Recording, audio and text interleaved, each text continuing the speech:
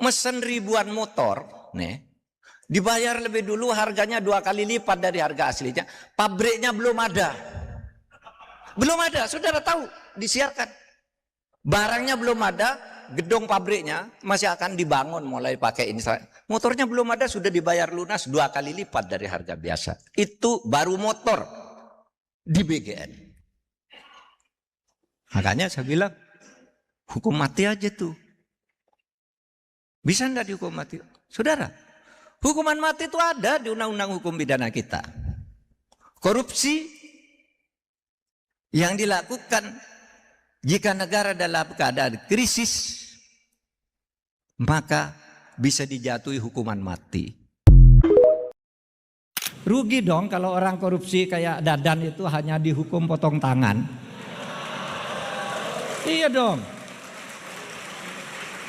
Masa korupsi triliunan hanya dipotong tangan, enak aja beli tangan palsu dia.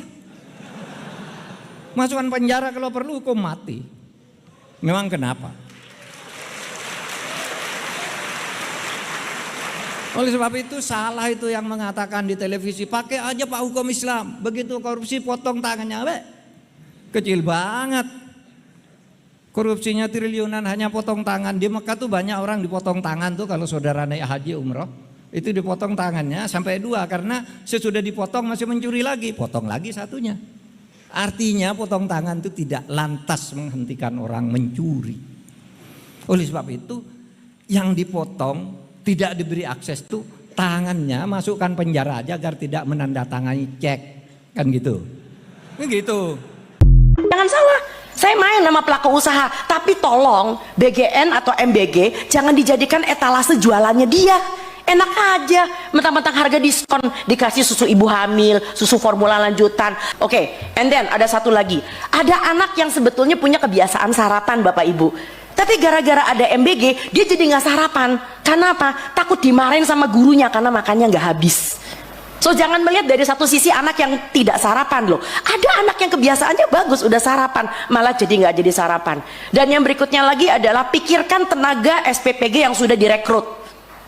Ya kita juga nggak mau melakukan moratorium karena mereka adalah orang-orang yang udah senang dengan gaji 1,8 juta kayak kemarin tuh ada yang keluar di TikTok ya, wih gaji gue bagus, sementara di tempat itu guru cuma 300.000 honornya per bulan.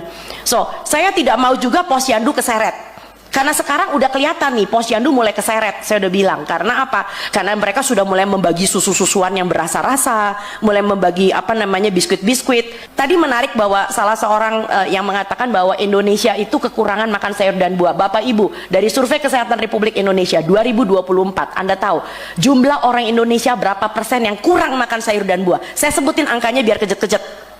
96,5%. Ini adalah tanah air yang kaya. Varian sayur dan buah terbanyak di seluruh daerah tropis ada di negeri ini. Tapi Anda bikin anak-anak Anda makan bakmi, anak-anak Anda makan spaghetti, requestnya adalah burger. This does not make sense at all. Terakhir, intoleransi beda dengan alergi. Jadi kalau nanti misalnya Anda memanggil BGN dan BGN dengan gagahnya mengatakan nggak ada tuh yang muntah, lah iya, intoleransi beda dengan alergi. Alergi saat diberi langsung muntah, langsung diare, langsung mencret, langsung berak-berak. Tapi intoleransi itu ibaratnya seperti Anda punya mertua 3 bulan di rumah. Kalau dia baru datang 3 hari nggak apa-apa, it's okay. Tapi begitu mertua ini mulai 3 bulan, jadi yang disebut dengan exposure, paparannya harus sering. Tiap hari minum susu, lah jeder. Setelah sebulan 2 minggu, mulai kembung, mencret. Itu intoleransi. Jadi intoleransi beda dengan alergi. Jadi saya sakit hati kalau ada orang mengatakan itu dasar norak aja nggak biasa makan enak. Bukan nggak bisa makan enak karena diintoleransi. Dokter kan juga nggak bisa makan tiramisu. Barangkali itu aja. Kami di sini semuanya dengan senang hati ingin membantu. Karena kita adalah bagian dari rakyat Indonesia. Undanglah kami nggak dibayar, kami juga mau kok. Tenang aja.